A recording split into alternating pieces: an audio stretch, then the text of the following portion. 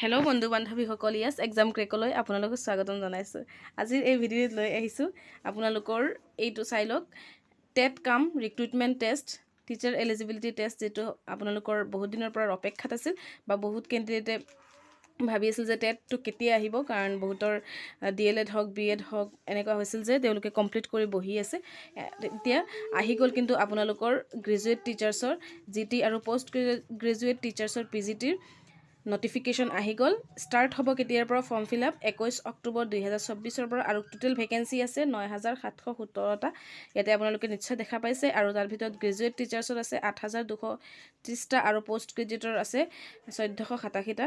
Total আপোনালোকৰ হৈছে মিলাই 9717টা।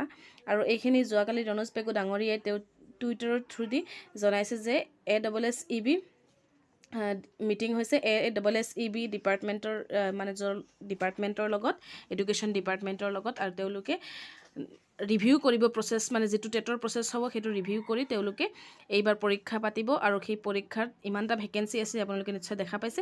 আৰু ক'ত ফৰ্ম ফিল আপ কৰিব লাগিব, madhyamik.assam.gov.in। এতিয়ালৈকে আপোনালোকৰ online form fill up start হোৱা নাই, 21 অক্টোবৰৰ পৰা ষ্টাৰ্ট হ'ব।